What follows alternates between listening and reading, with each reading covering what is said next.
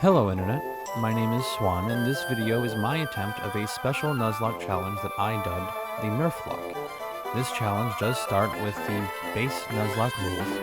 Catch and nickname only the first Pokemon on each round. If the Pokemon faints, it is considered dead and must be released, or bought. The hard Nuzlocke rules are no items in battle, only held items and Pokeballs are allowed, battle style must be changed to set, no overleveling past the gym leader's ace Pokemon, or the final Elite 4 members' ace Pokemon. As for my own personal rule for this run, I will only be using Hoenn Pokemon. As for the rule of the NerfLocke, or in other words, the bad moveset run, based on the Pokemon's stat distribution, it will have the moveset that will reflect off its poorer stats. With getting things set up for the run, I use my trainer ID to choose my starter. Since it ended in 5, that means I go for Torchic. The early game isn't too much to go over except for the encounters I have gotten and the major story beats. After naming Torchic, Dave!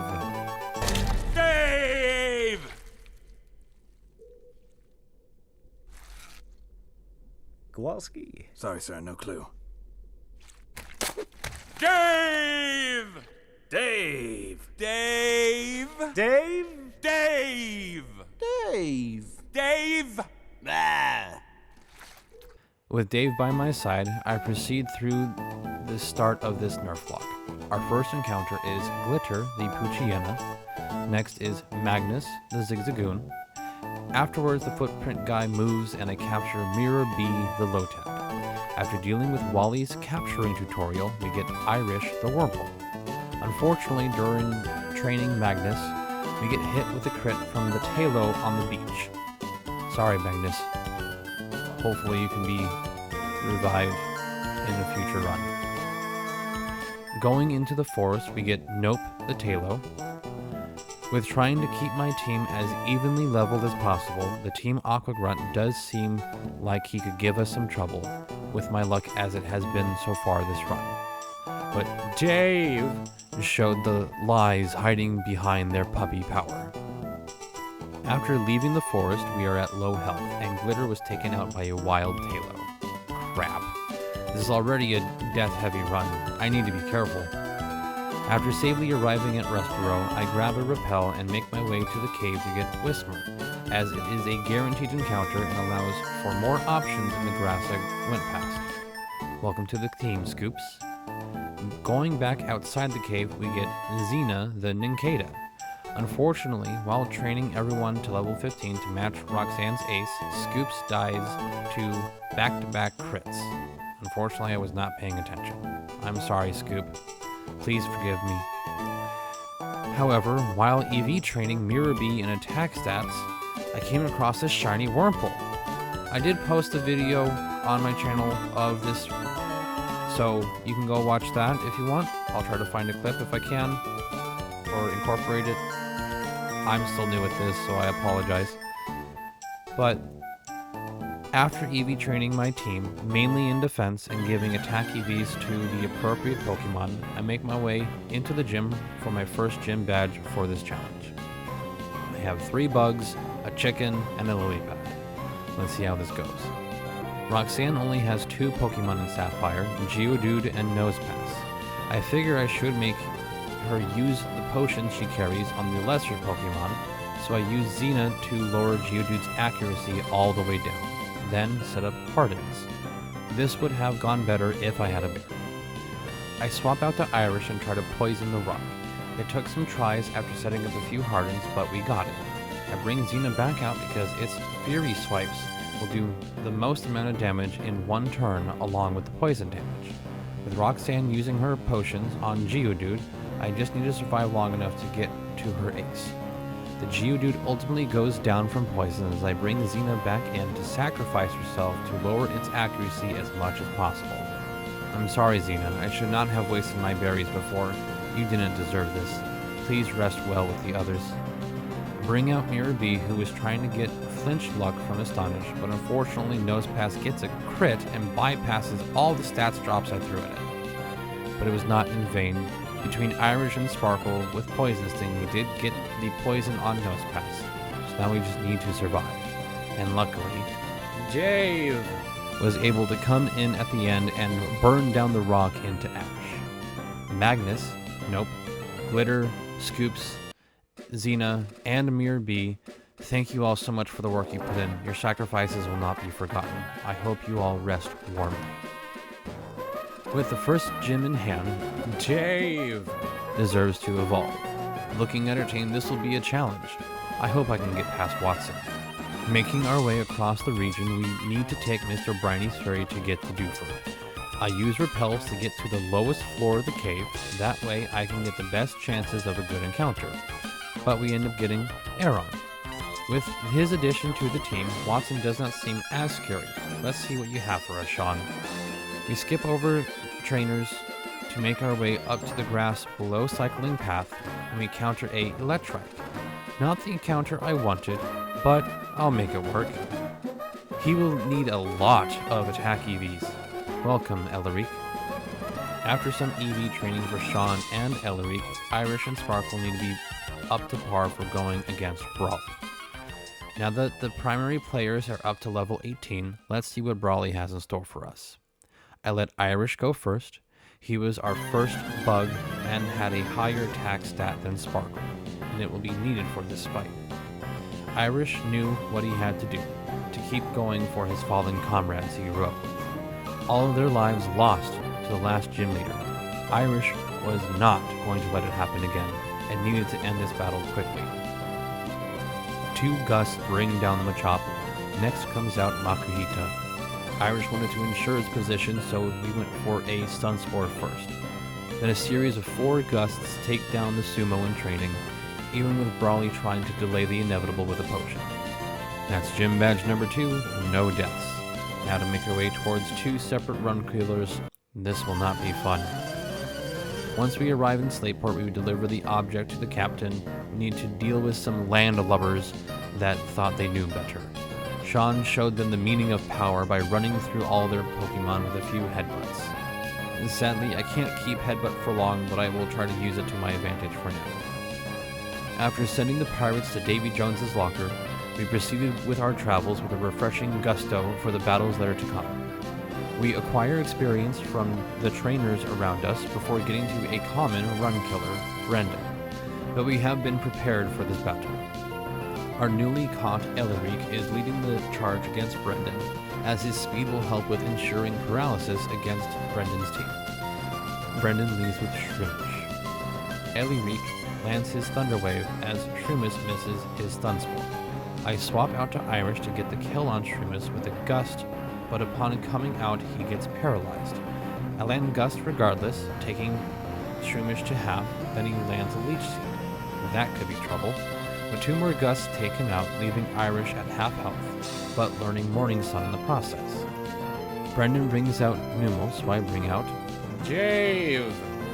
Then I trade Embers and Tackles, and even though Dave set up his focus energy, there was no crit to be seen.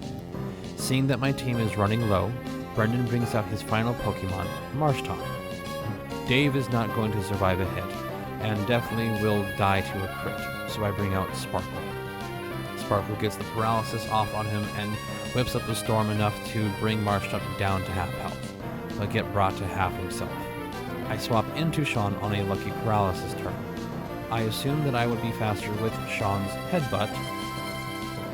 I figured I could get a few possible flinches in to take down the Marshtomp. Sean was in fact faster, but we did not get the flinch, and Marshtomp retaliated with a devastating Mud Shot, eviscerating Sean into the dirt. This is a very sad loss, as Sean was able to be a halfway okay special attacker going forward. I hope this does not mean my run is dead, as most of my team is already low on health. I bring Irish back out. Unfortunately, he doesn't do anything the first turn back, as he gets stuck in paralysis. But Brendan misplays and goes for Mud Shot on a flying type.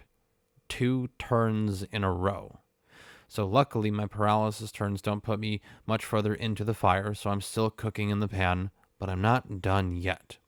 We trade Gust and Water Gun, putting each other into the red, so depending on who could hit first decides if I lose another team member.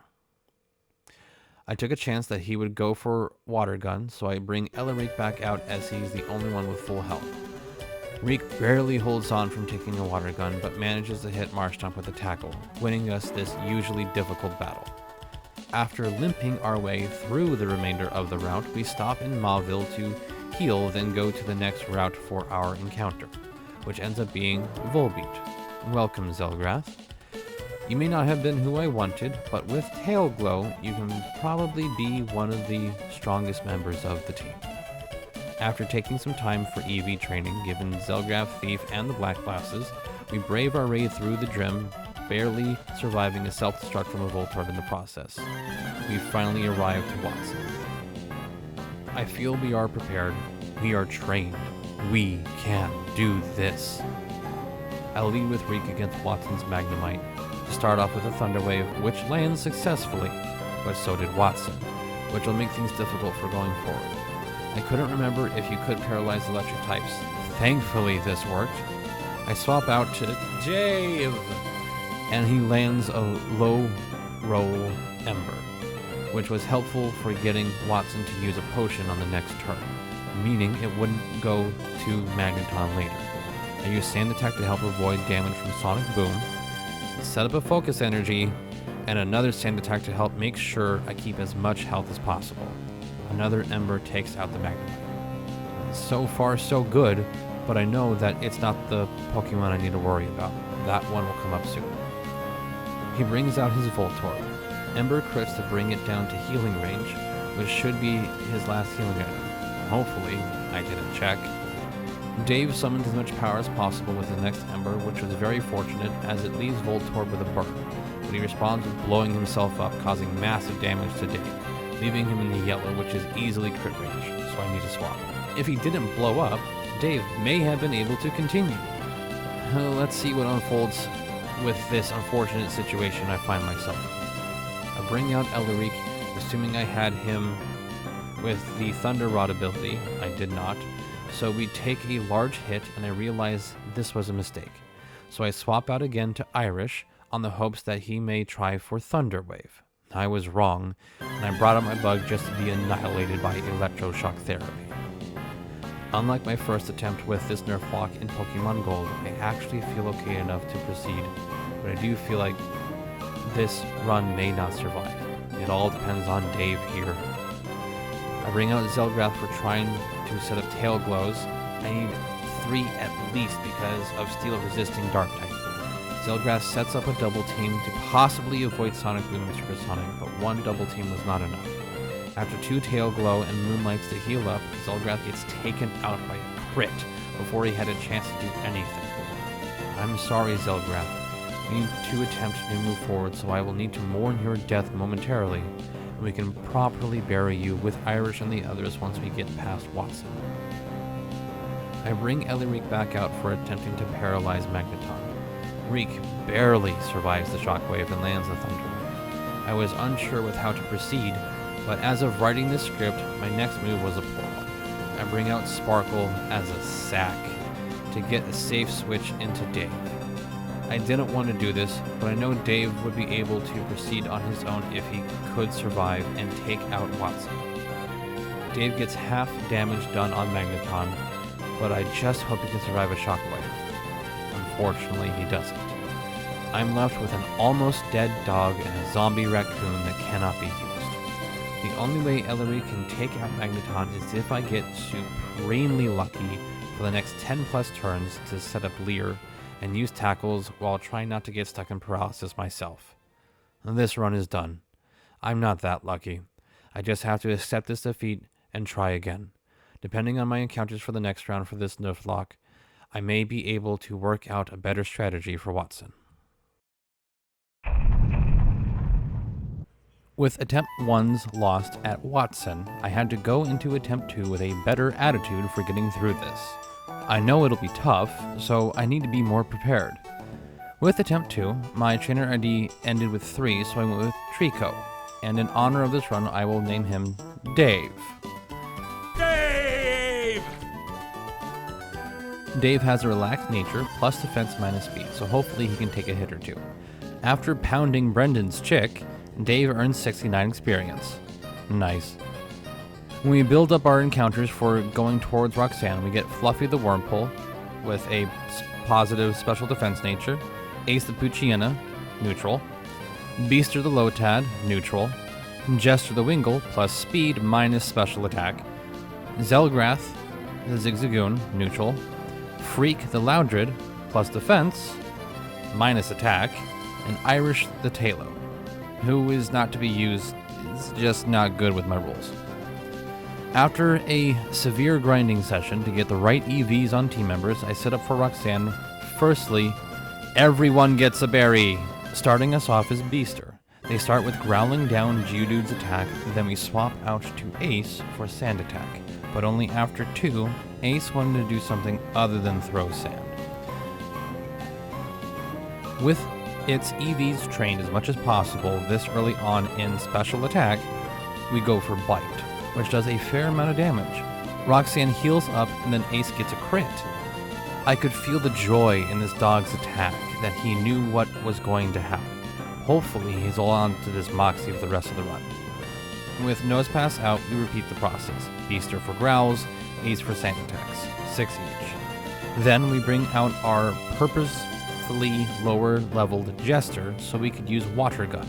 After 5 blasts of water, the Compass Rock loses its direction from Jester's waterboarding session. With Gym Badge 1 in hand, we make our way to Dewford. First off is to get into the cave and see Steven, and along the way we get our encounter Sableye. They will be interesting to use. Welcome to the team, Lady Grey. Then after giving Steven the letter, we jump up to Slateport to grab our last available encounter right now, which ends up being Gulpin. I was going for this one last run. I'm glad he's with us now. Welcome, Scoops. Brawly is barely worth mentioning.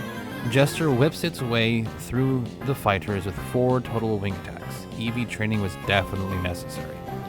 After wisping your way through Brawly, we next need to deal with Brendan. Luckily this time was not as hard as attempt 1. We started with Ace for the Intimidate on his Whaler, swapped out for Beaster for a Fake Out, then beached this whale swiftly, although it may have been overkill. Out came the chicken that was previously pounded, but rather than being tender, it toughened up. So we bring Ace back out for the attack drop, then out to Jester to cut both the chicken and the mushroom into decent chunks for the whale soup Brendan didn't want to make. Before going up against Watson, our last available encounter ends up being Roselia. Not too helpful right now, but can be very helpful going forward. After EV training and gambling away to get some TMs for future team members, we make ourselves ready for Watson. This time, I am not going to fail. Watson starts with Magnemite, I start with Scoops. Scoops is able to get off a yawn, then we bring out Dave while it sleeps. Dave has learned Rock Smash just for this occasion, but Magnemite was not able to awaken as Dave broke through his defenses to take it down. Sleep soundly, Magnemite. Out next was Voltorb, so we bring Scoops back out for another yawn, but she gets brought down to yellow health in the process. Lady Grey decides she wants a piece of the action, knowing she can't get hurt by either Sonic Boom or Self-Destruct. After a series of Nightshades and potions, Voltorb admits defeat and goes down, but not without making me use a berry to restore paralysis. With Magneton out, making it fall asleep is out of the question, so I try to use alternative means to separate these electric nightmare. I bring out Zelgrath to attempt to lower Magneton's defense, but it does too much damage, so I bring Beaster back out. With a mild Fake Out, Magnemite flinches, but I can't do anything, so I need a different strategy. Fluffy has Protect and Moonlight, so maybe she can do something. Fluffy eventually gets Magneton confused off its psychic attacks, so I swap out to Dave for attempting Rock Smash. But it barely does anything because Rock Smash isn't a good move, and the attack stat of Dave versus the defense stat of Magneton was too different for it to be a meaningful attack.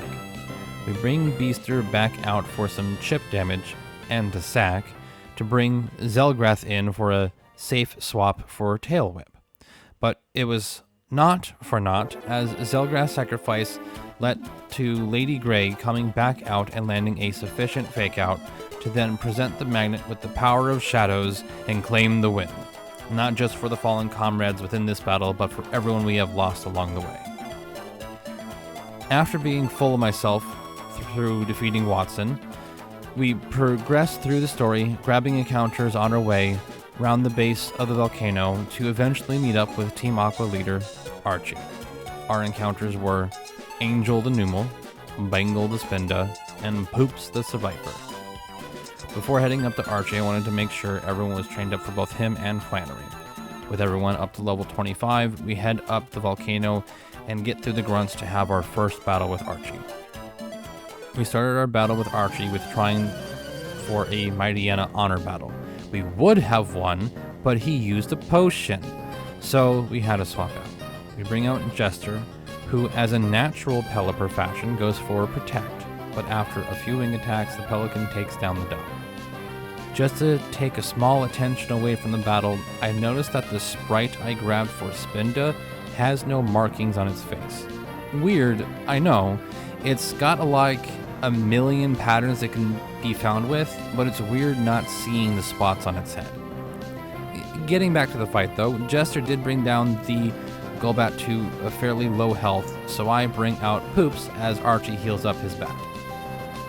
Poops was able to glare down on the bat, landing the paralysis, but we did not get lucky, and it proceeded to hit Poops with one too many wink attacks as Poops' final bite brought this bat down to the red. It must have been a range. I thought the bite would have knocked it out, but Golbat won this matchup. I bring out Bangle, who should have been out earlier, to use Psybeam on the bat, knocking it out. I'm sorry, Poops. You didn't deserve to go out that way.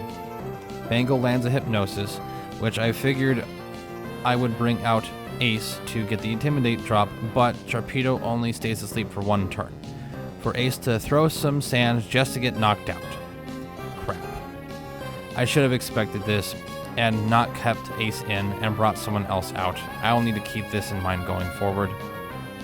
I bring Dave out to land a Screech, but hoping that the sand attack from Ace would allow Dave to get off at least one Rock Smash, but the Sharpedo lands a Crunch, regardless of the Accessories drop. With 3 teammates down, 1 almost dead, 1 weak to water, my only choice was Bangle for trying to get damage off. I couldn't trust Hypnosis landing again. Bangle does amazing damage to the Sharp, mainly due to the defense drops from Screech, but still massive damage. Another would take it out if it would just miss an attack.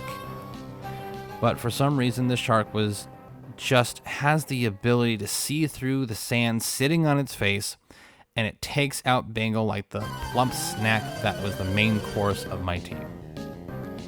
Being ready to call this a failed run, I bring out the only Pokemon that has health left, Angel. She comes out and we click Magnitude. Sharpedo misses his Crunch, and we land a 7 Magnitude, winning this battle. This battle was not what I expected. I need to be even more prepared. I've seen runs of traditional Nuzlockes, and although this is a tough battle, it's not the last. I have many more challenges ahead of me, and let's hope I can get through them. On our way down Jagged Path, we pick up Spoink. Welcome to the team, little one. Stupidly, I chose not to train up to level 28 for Flannery. I figured Angel could take us through all of her Pokemon.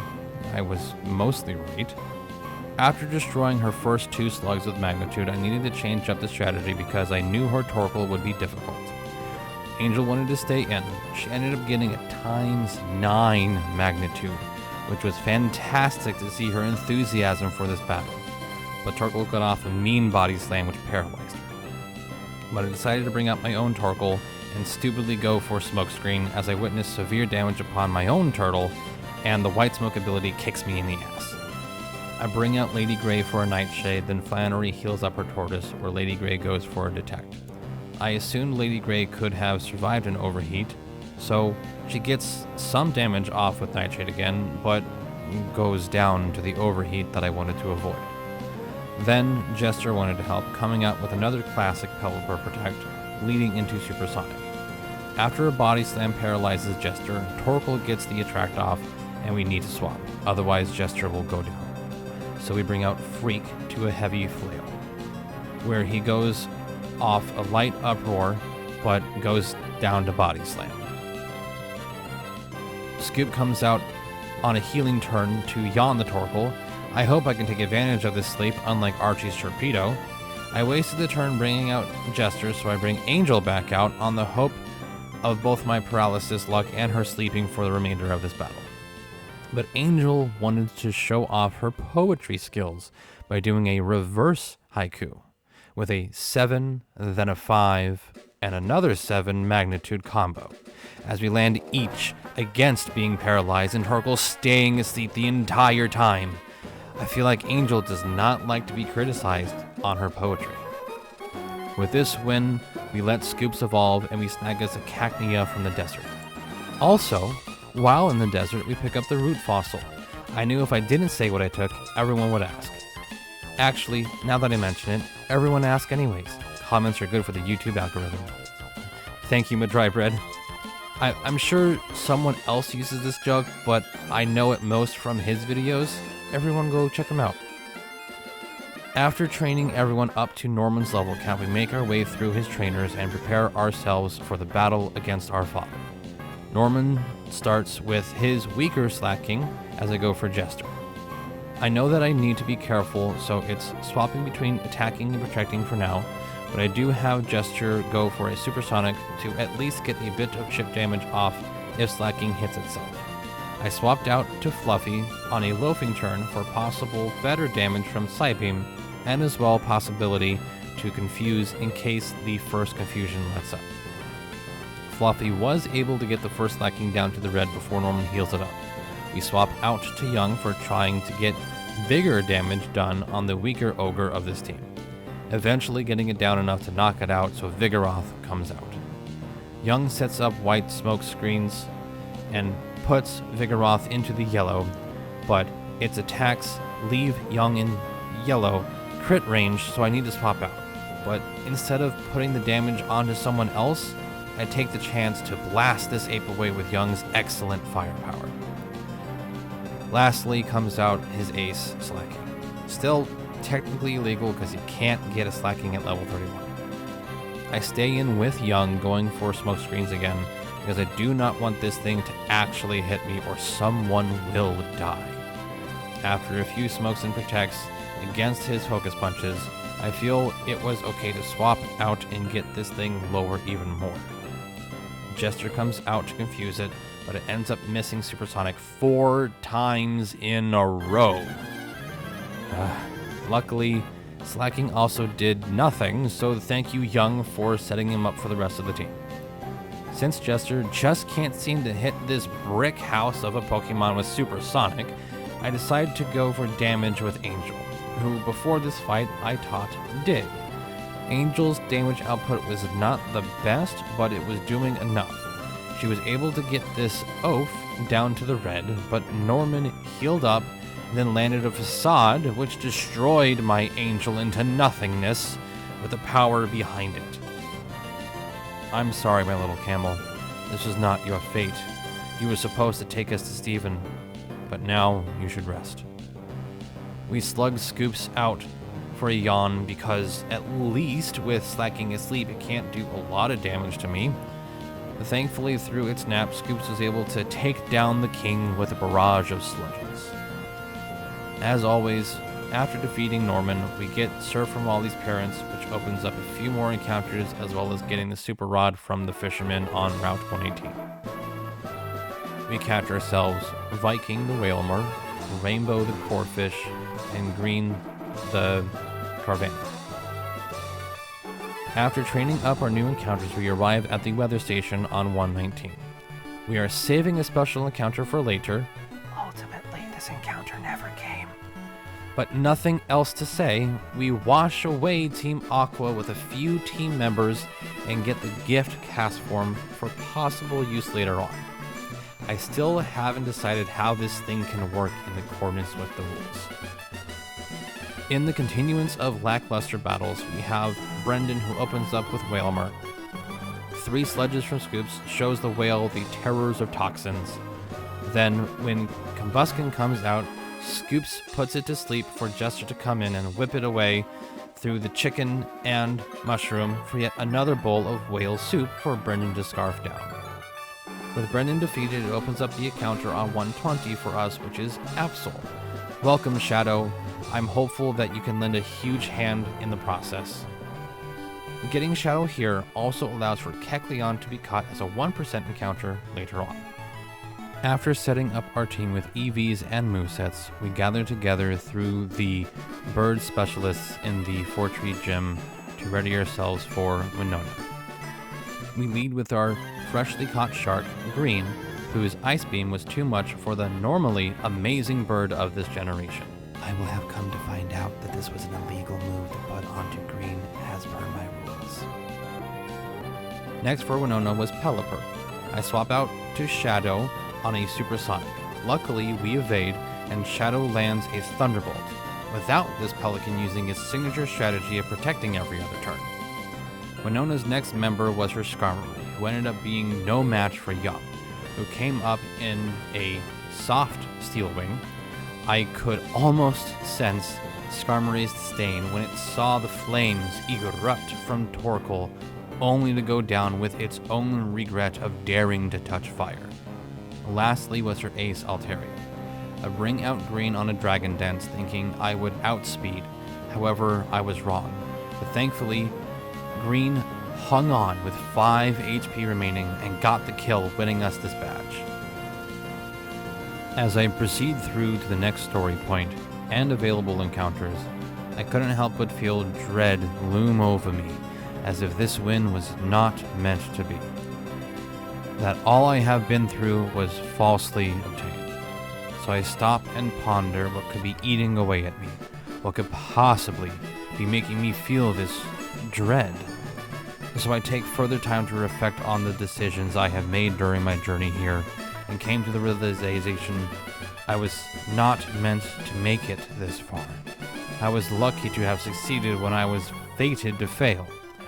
The only option was to look within and see my faults as they were. Unfortunately, upon doing so, I allowed for a darkness to take over. This darkness swallowed me, leaving me to suffer as it showed me the course of actions I took that allowed for me to get as far as I did. This corruption spread to my beloved team members and the world around us. I could not bear to witness as its wickedness devoured them as well. So I closed my eyes and I turned away. All I could hear was their screams and cries. Then there was nothing but silence and emptiness. However, there was a familiar sound emanating from the nothingness. The sound then began to emit a warm light. It felt trusting. It felt new. That's when I realized I had not yet awoken from my journey to our new home. Okay, to be honest here, I had some computer issues and I unfortunately lost my save file, which makes me very upset because I had done so much work to get everyone that I caught and trained up.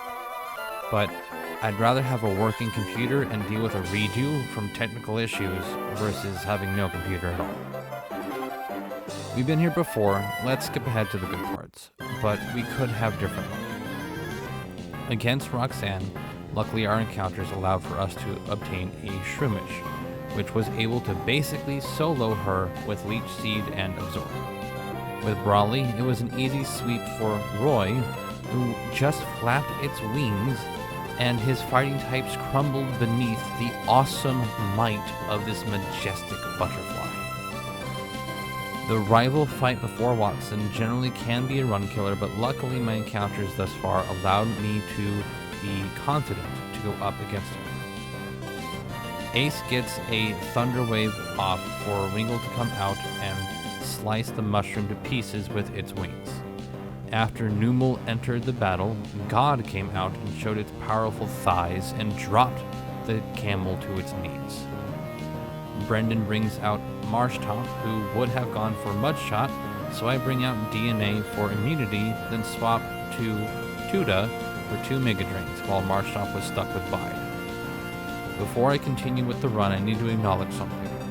Yes, at this time I can use the game corner to put TMs on Pokemon, but I wanted to wait until after Watson to use time-saving methods for those TMs to be available. So my Aeron does not have a proper moveset for my rules, yet, as I needed to ensure at least one way to do damage to his electric types, but as you'll see, it doesn't really matter. In the future Hoenn runs, I will be obtaining TMs before Watson. Watson being the first gym leader that I'm actually scared for, I wanted to ensure my team was ready. After EV training and gathering encounters around me, I take a breath, and I go in to show Watson what it means to be shocked. I led with Beaster, who was able to take down the Magnemite with 3 Mud Slaps, but next is Voltorb, and Beaster gets brought to low health, so I swap out to Tuda. Tuda manages to get Leech Seed off and spams Mega Drain, but Voltorb gets a self-destruct off in the last moment and leaves Tuda in the red, making Magneton all the more difficult to deal with. With my current situation, I needed a safe switch to bring out God, so Ace offered himself, as he knew going forward he would not be that helpful. Before God proceeds to head up against the magnetism that is emanating from Watson and his final team member, he laid Ace to rest and glared down to Magneton to let it know how much wrath was about to come. However, Magneton was prepared.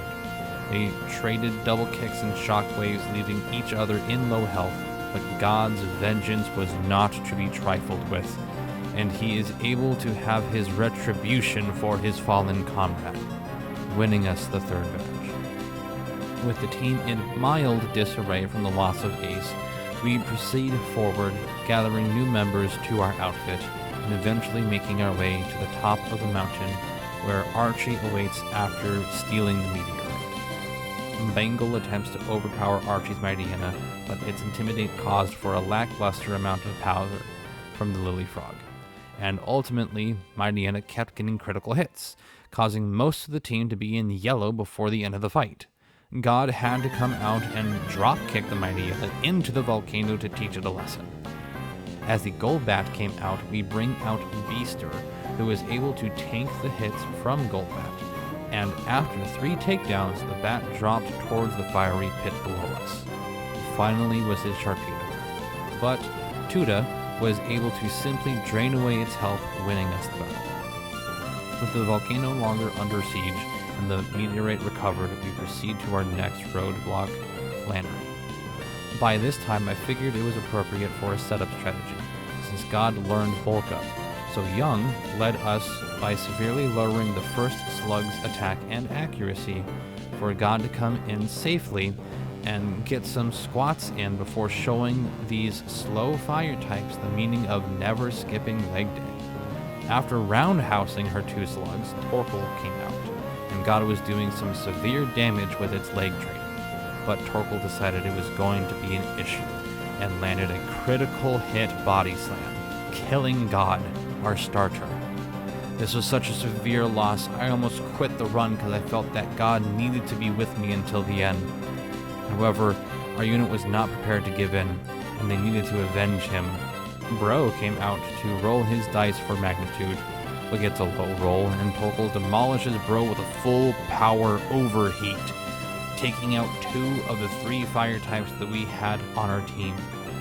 This really struck a nerve with Gray, who came out for the honor battle and showed Flannery what it means to have turtle power. Losing not only our starter, who would have possibly carried us all the way to victory, we also lost a great Earthquake user who could have done severe damage if given the opportunity. But they and Ace will rest peacefully knowing that their teammates will carry on the mission. You all will be missed. I'm sorry that your time was cut short. Meanwhile, on our way to Norman, we stop in the desert where we pick up the root fossil again. I knew if I didn't say what I took, everyone would ask. Actually, now that I mention it, everyone asks anyways. Comments are good for the YouTube algorithm. Begrudgingly, we proceed towards our father, but with a foolproof strategy against his mighty apes. Since Slacking can only move every other turn, Gray protects on the attacking turns and uses Curse on the loafing turns until she gets 6 curses built up. Then she graciously takes her time with slamming down against the apes one after another, with a mild scare with the final Slacking who almost got off a focus punch. 5th badge in hand, Surf and Super Rod available, we progress for new encounters, EV training, and mild progress. Before Winona, we do get a large number of new members, all of which are able to assist with the flying gem. By this time, we had a mildly different way to increase the power of our members that I realized my team had succumbed to Pokerus. Yes! And you bet your ass I will use this to my full advantage since the virus is more rare than a shiny. Definitely worth losing all that progress from attempt 2. Unfortunately, they were lost to the darkness, and I'm so upset that we did lose the shinies, but having Pokerus apart from that is very much appreciated. Thankfully, Winona was not that difficult this time around. Steve was able to use his magic powers and electrocute her Swallow and Pelipper, bringing out her Skarmory, who was melted down into new shell armor by Gray's fire. Then, her Ace Altaria came out, and we brought out Dave, who watched its opponents dance its life away as his cold soul was from the lowest, coldest point of hell, and brought the chill of the underworld unto the dragon, freezing it in its tracks before it could dance to its death. Afterwards became a pondering of whether to obtain a special encounter, Feebas, but I decided that this game would not be the one where I take the time to find the correct tile and hope that the fish I dredge up would be the proper one to present the bulky beauty that is Milotic.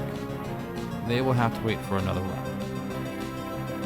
In all seriousness, I couldn't find an encounter cheat or online calculator that would show me what tiles will work for Feebas in Sapphire, and I did not want to have to make this run take longer than it actually is. It's already been much longer than I wanted it to be, so I'm foregoing this one encounter for the sake of finishing. After dealing with the Team Aqua base, we make our way to Moss Deep and challenge Tate and Liza's Psychics with a team of Darks and a Ghost. Rainbow and Lumi Wombo combo Soul Rock. Rainbow is slower, so Lumi, who went first, got hit really hard with 2 Psychics, surviving only on 6 HP. So I swap in Baby and Haunted for them both to get level ups, while Lunatone puts Rainbow to sleep. While Haunted comes out under the impression that Lunatone was made of cheese, taking a few big bites out of it, learning that it is in fact not made of cheese, but it does spit out the gym badge after eating a few big chunks of the moon. Archie had previously stolen the submarine and hid away in the underwater cave, to which we now have access to. After jaunting our way through the cave and his grunts, Archie confronts us in front of Kyogre for his final battle. We lead with Rainbow, and his Mightyena tries to get some damage off on us, but Needle Arm brings the dog into the red, and then he swaps out for Crobat. Although it is risky, I have Lumi come out to attempt striking the bat out of the sky with Thunderbolt. However, Crobat gets 2 flinches with Bite in a row, and we need to swap out.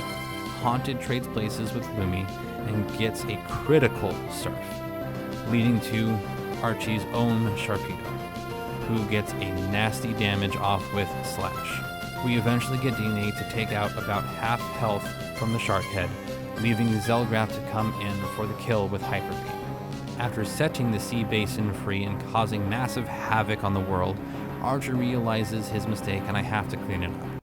Using the Master Ball I took from his office, Kyogre is safely and calmly in the box until I can figure out if it's proper to use him. Likely not, because using legendaries is frowned upon. But this is my challenge. I can do whatever the hell I want, and so long as I'm following my own rules, it's whatever. But I think it will be better overall if I don't use him, as if I do, it may be too easy. We put together a decent team to go against Wallace in the hopes that his Milotic will not destroy us. His lead love disc could have made problems for us with Water Pulse, but after one growth from Rainbow, I felt safe to proceed until the time came to swap out. Rainbow proceeded to demolish both the pointless Valentine's fish and the bulky sea lion, leading to Milotic, the one I am moderately afraid of with its power and defenses. However, Haunted was still hungry from not getting any cheese before and figured a pretty sea serpent would make a delicious snack.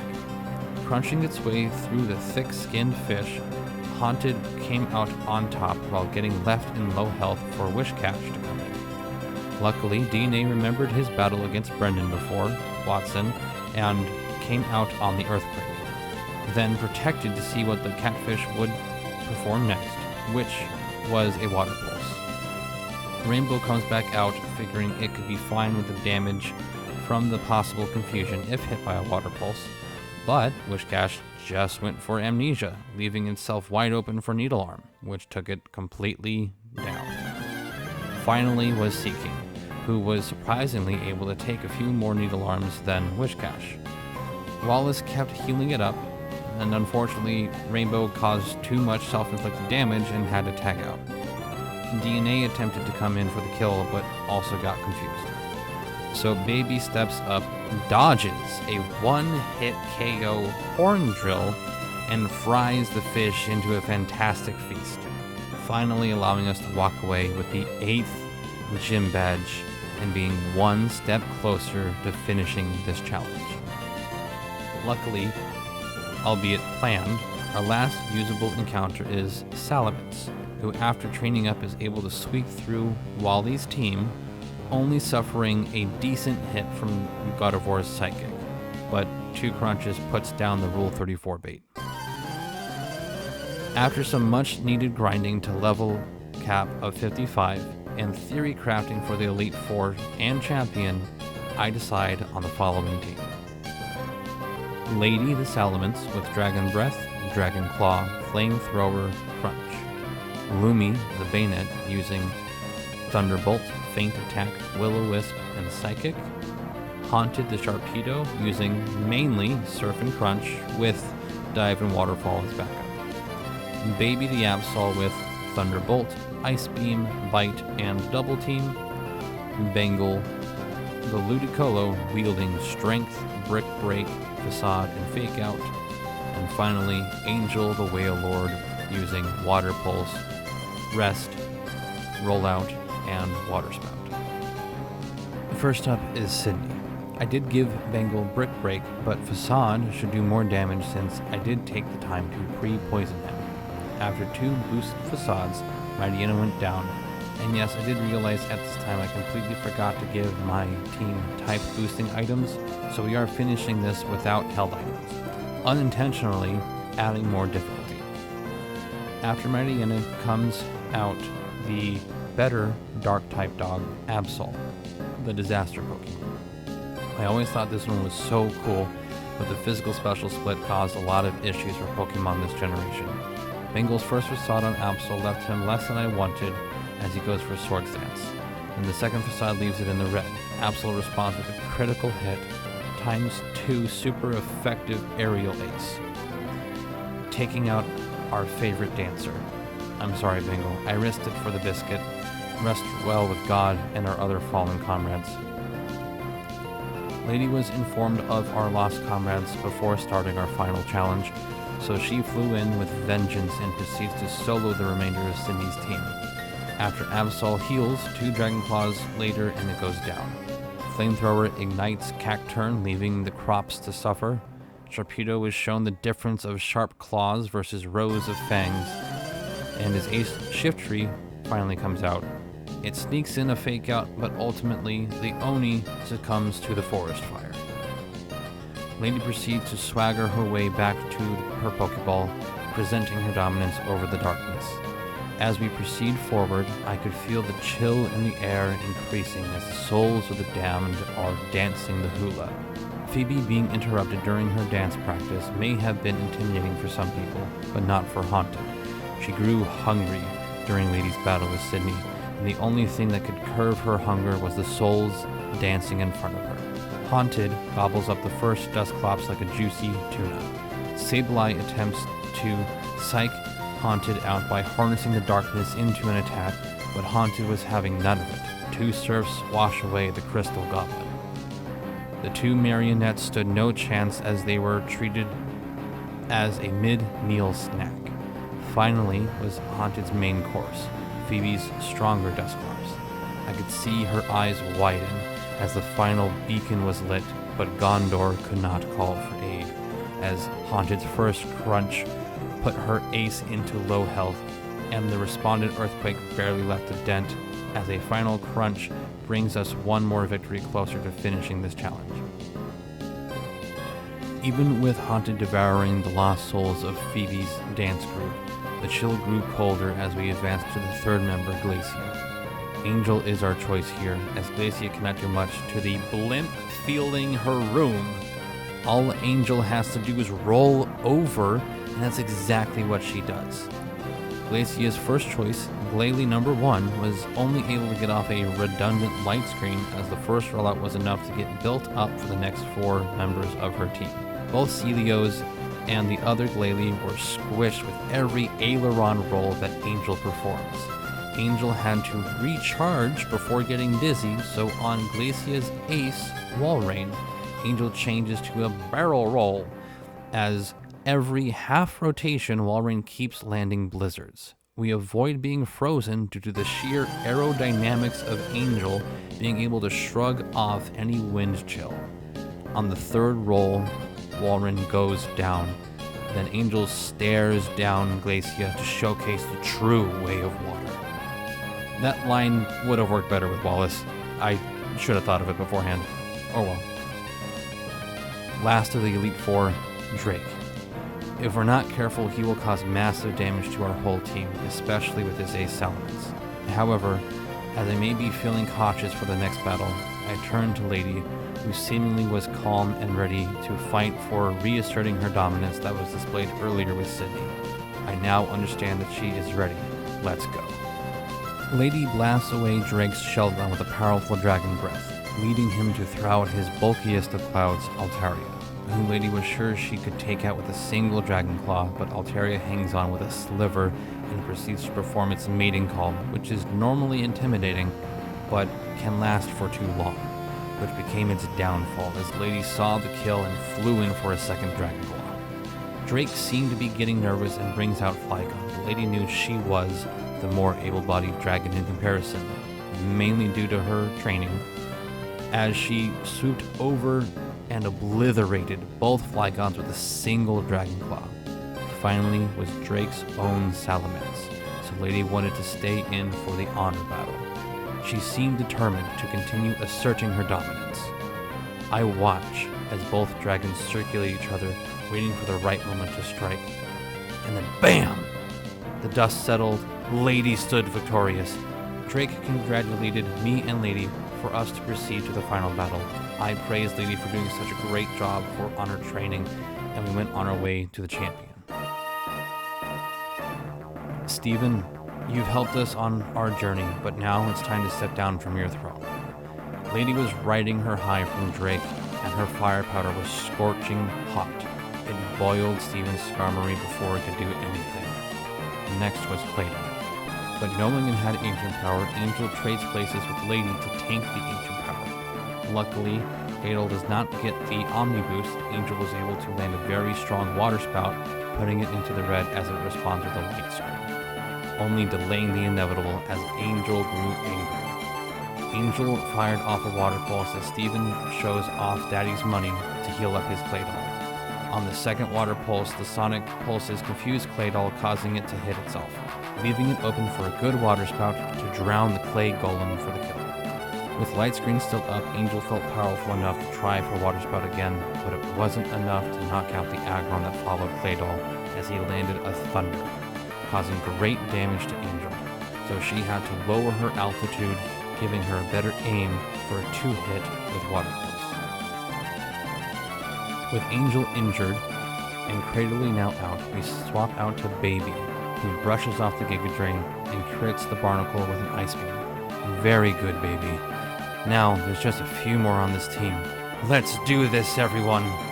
Next comes Steven's Armaldo, and I know it can do good damage to a lot of my team, so Lumi whispered to me to break its attack. So she comes out on a severe Ancient Power, luckily no Omni Boost, as Lumi lands a Will-O-Wisp. Armaldo and Lumi trade hits between Psychic and Ancient Power. Thankfully, though, through all the rocks being hurled at Lumi, it doesn't get the Omni Boost. Eventually, Lumi looks back, knowing that she did what she could, so she sacrifices herself to move into the Great Beyond, landing her last attack to get her strings cut away by one last Ancient Power, leaving room for Baby to come back out on the final turn of burn damage. Thank you, Lumi. Your long-lost brothers from the other side are waiting for you, even the strange blue one that claimed to be powerful. Last was Steven's ace, Metagross. Baby felt prepared and went for the bite, hoping that her speedy attack would cause the walking tank to flinch. Sadly, the tank took the damage without a care and responded by punting her across the room and breaking her. By the time she landed at my feet, she was gone.